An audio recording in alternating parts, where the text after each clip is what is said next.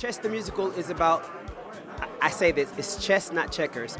And I think in chess, you're always concerned about your next move while you're appreciating your now.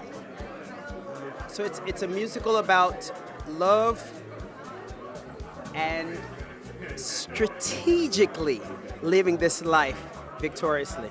I always maintain that it's a story about human nature as much as anything else, and human nature never changes. You could go back to the 12th century and people would still behave in the same sort of way.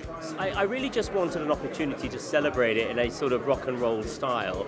The music is so big, and when you have the opportunity to have an orchestra of such scale and the E&O choir that gives you the full voice, it's like you're never going to hear it in any better ways. It's wonderful. It's a wonderful theatre, and tonight's performance was, I was blown away. I really was. I've never seen the show. Well, it was on at the Prince Edward while I was doing Les Mis at the Palace, so we couldn't get to see it. But I was obsessed with the music. I just loved the score, and I heard it was on, and I phoned Michael and said, "Look, if you haven't cast it, I'm throwing my hat into the ring because I would really enjoy being a part of it." It's so rewarding to have the full symphony orchestra and the rock band and the 50-man women choir and great sound, and this what Lawrence has done. It's a thrill. I really enjoyed it. They're Abba, and you're going, I'm talking to a real life Abba.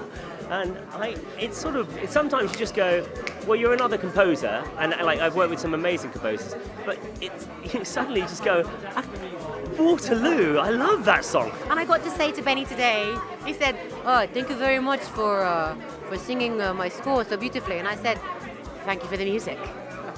I actually got to say that. I can't believe it. My agent called me and says, "Right, Lawrence wants to give you a job in chess." I was like, "What? What's chess?"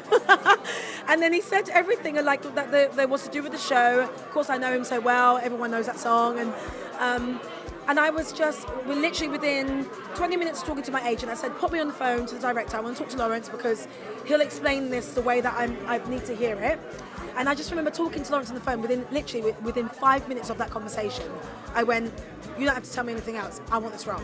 And he was like, "Without hearing what you have to sing," I was like, "Absolutely," because in my head it's going to be the biggest show that I'll ever take in my career. The last week, my wife was in labor. We had a baby on the first public performance on Thursday. I left halfway through the show, and my understudy smashed it through the roof.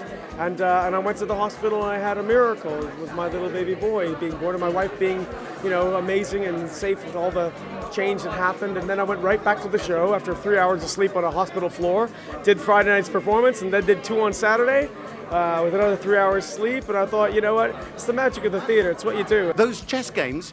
This is why I went into musical theatre, so I could play chess. Seriously, those games are actual games that Fischer and Andropov played. They're 2 games that I win, and every move is exactly the move that they made.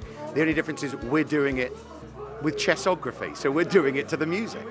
And I swear to you, every move is on a beat, on a cue from the orchestra.